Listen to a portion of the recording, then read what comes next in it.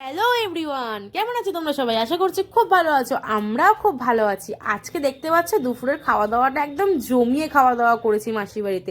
আজকে যেহেতু বাড়ি চলে আসবো, তো মাসি আজকে রান্না করছে লাল লাল ঝাল ঝাল দেশি মুরগি, যেটা হচ্ছে উনুনে।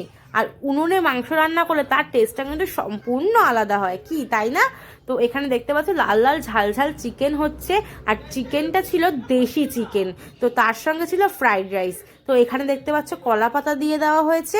আর মাসির বাড়িতে সব থেকে স্পেশাল ব্যাপার হচ্ছে এই কলা পাতায় খাওয়া দাওয়া করার, কারণ মাসিদের রয়েছে বিরাট কলা বাগান, যেখান থেকে প্রচুর পাতা মেশো কেটে নিয়ে আসে। আর আমরা সেই পাতাতেই ভাত খেয়েছি এই কদিন। তো যাই হোক, আজকেও এই কলা পাতায় খাওয়া দাওয়া হচ্ছে। কলা পাতায় গরম গরম ফ্রাইড রাইস আর গরম গরম মাংস, লাল লাল ঝাল ঝাল মাংস দিয়ে জমিয়ে খাওয়া দাওয়া করার পরে চলে গেছিলাম নদীর পাড়ে। নদীর পাড়ে গিয়ে আমরা দেখছি সেখানেও প্রচুর মানুষ করছে পিকনিক।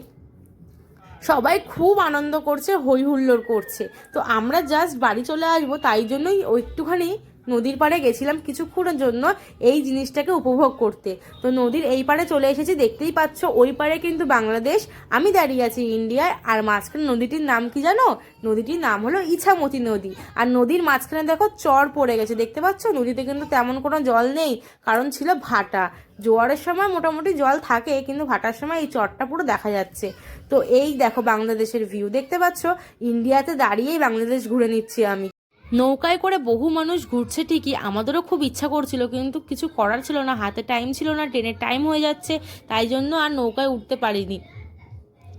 তো এই যে দেখতে পাচ্ছ কত সুন্দর লাগছে, তাই না?